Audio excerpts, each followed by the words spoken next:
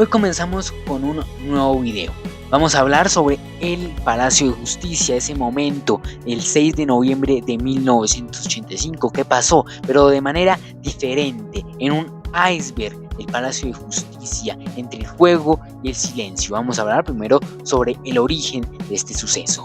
El 6 de noviembre de 1985, en el corazón de Bogotá, comenzó uno de los episodios más oscuros de la historia reciente de Colombia, la toma de Palacio de Justicia. El grupo guerrillero del M-19 interrumpió en el edificio con el propósito de declarar que fue realizado un juicio político al presidente Belisario Betancourt. El ejército respondió con una operación militar total y el palacio, símbolo del poder judicial, se convirtió en un campo de guerrilla.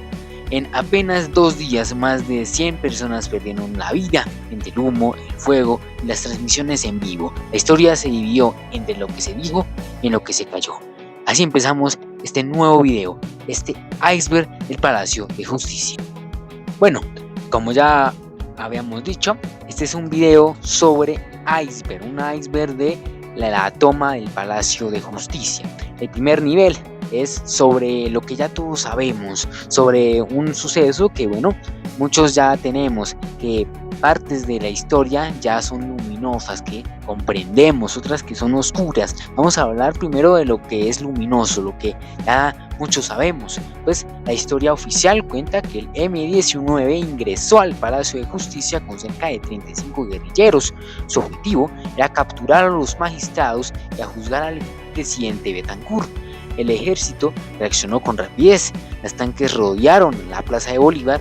La decisión fue transmitir en directo la humareda, los disparos, el caos. Ese día Colombia vio con el fuego, consumió el símbolo de justicia. Los rehenes clamaban por un alto al fuego. Los magistrados intentaron negociar, pero las órdenes eran claras: recuperar el palacio a cualquier costo. Cuando todo terminó, el edificio era solo cenizas y la verdad había quedado atrapada bajo los escombros. Y eso fue lo que ya sabemos, esta parte en la que todo es claro, pero ya vamos a entrar en el iceberg más abajo. Ahora vamos a adentrarnos un poquito en el nivel 2, en ese nivel en el que, bueno, conocemos muchos los que estuvimos en clases y, bueno, en lo que se comenta en medios y en clases. En versiones más conocidas se dice que el M-19 actuó por ideales políticos. Sin embargo, en el tiempo surgieron teorías sobre un objeto más oscuro: la destrucción de expedientes judiciales que comprendían a carteles de narcotráfico. Se mencionaba al hombre el nombre de Pablo Escobar y la posibilidad de que hubiera financiado la operación para borrar su pasado judicial. También se hablaba de los desaparecidos, 11 personas que salieron vivas del palacio, vistas de cámaras de televisión, pero jamás regresaron. Entre ellas, empleados de cafetería, visitantes y una guerrilla identificada como Irma Franco. Su destino seguía siendo un misterio judicial y humano. Así seguimos con el nivel 2. Ahora continuamos con el nivel 3. Los informes oficiales mostraron inconsistencias. Testigos aseguraban que varios rehenes fueron llevados a escuelas de caballería, donde fueron interrogados bajo sospecha de colaborar con el M-19. El magistrado Carlos Horacio Urán, por ejemplo, fue filmado saliendo con vida del edificio. Horas después, su cuerpo apareció entre los escombros con un disparo en la cabeza. El dictamen: muerte en combate, pero una segunda autopsia reveló señales de ejecución. La verdad parece fragmentarse y el silencio fue institucional, se volvió parte del gran relato. Lo que se dice en grandes investigaciones fue lo anterior. Esto fue muy grave. Lo que apareció en el dictamen fue una muerte con combate, lo de Carlos Horacio Urán, el magistrado, que al parecer los mataron en la toma del Palacio de Justicia con ciertos rehenes. Bueno, seguimos con el nivel 4, lo que se filtra en documentos y en testimonios. En el paso de los años, documentos clasificados fueron desenterrados. Algunos hablan de que el M-19 habría recibido apoyo logístico del narcotráfico. Otros mencionaban que la CIA monitoreaba la operación minuto a minuto, temiendo en toma el poder por parte de grupos comunistas. Testimonios indican que existieron grabaciones completas de la operación militar, pero fueron destruidas o clasificadas por razones de seguridad nacional. Los rastros del palacio. Los investigadores hallaron balas de alto calibre y restos de fósforos blancos, un material prohibido en entornos urbanos. La operación oficialmente había terminado. Extraoficialmente apenas comenzaban. Ese silencio que todavía perturba a todo el país. Bueno, ahora seguimos con el punto 5 o el nivel 5, lo que casi nadie habla. Existen testimonios de militares que afirman que algunos detenidos no debieron salir vivos. Varios sobrevivientes guardaron silencio por miedo. Otros, años después, contaron que fueron amenazados o vigilados. El caso de Irma Franco se convirtió en un símbolo de desaparición forzada en Colombia. El nuevo Palacio de Justicia fue reconstruido sobre el cimiento del anterior, pero muchos empleados aseguran que en las noches del 7 y el 6 de noviembre aún se oyen pasos y voces. Quizás sean solo los ecos de la historia que no se han contado en su totalidad o completamente. Ahora continuamos con el nivel 6, lo más oscuro, lo más allá de la historia. Se dice que existió una operación llamada Operación Silencio, un plan para alterar documentos forenses y desaparecer pruebas claves. Algunos informes hablan de autopsias modificadas y cuerpos mal identificados.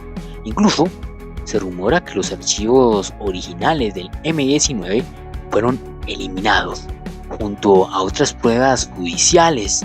También circula la historia de una grabación perdida, un cassette donde los guerrilleros habían dejado un mensaje final. Jamás fue encontrado. Algunos aseguran que fue incautado y destruido por el ejército. El palacio ya es reconstruido y guarda una inquietud particular. Quienes trabajan allí aseguran que al caer la noche, el eco del pasado se filtra entre los muros. Se escuchan murmullos, se escucha la oscuridad, se escucha la soledad, se escucha las voces de colombianos que murieron allí. Ahora vamos a contar unas curiosidades en las que, esos 2 días de toma del Palacio de Justicia pasaron curiosidades históricas y un poco misteriosas. Pues el M-19 había ingresado disfrazado con uniformes del ejército, engañando a la seguridad. En medio de la operación se perdieron documentos judiciales de gran valor histórico. El fuego consumió el edificio. Fue tan intenso que algunos cuerpos jamás pudieron identificarse. En 2014, el Estado colombiano fue condenado por la desaparición de varias víctimas.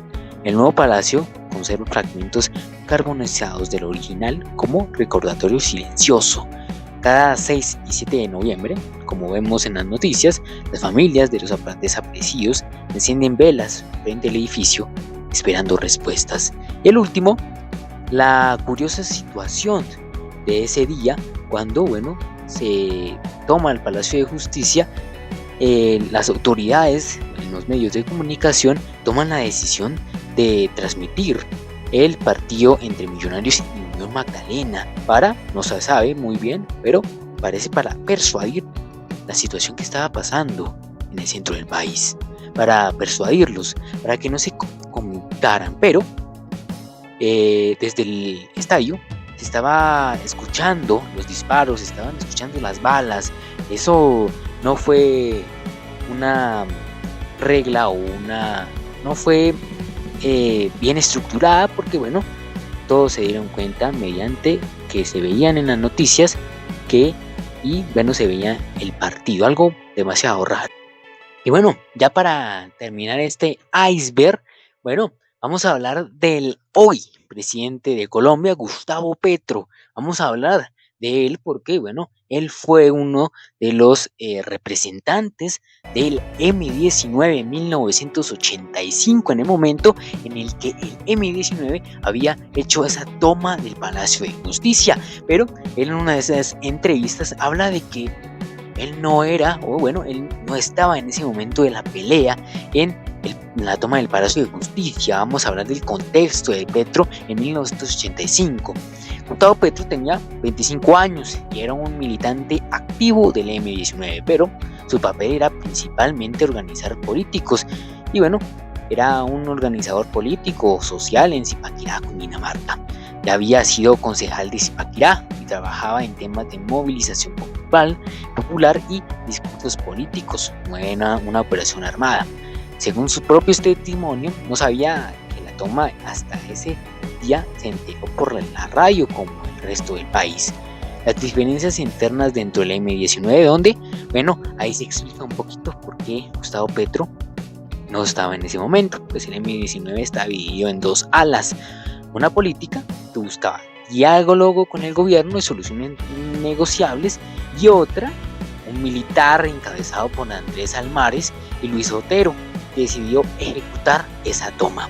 Petro pertenecía al sector político, el que en ese momento buscaba un proceso de paz con Belisario Betancur. La toma, de hecho, rompió ese proceso y fue rechazada por muchos dentro de ese mismo movimiento. Detenciones posteriores. Poco después de la toma, en 1985, Petro fue capturado por el ejército de las militancias del M-19 y pasó casi 2 años en prisión. No fue juzgado por la toma en sí, porque no se le vinculó con esa operación militar, ni se le halló participación directa.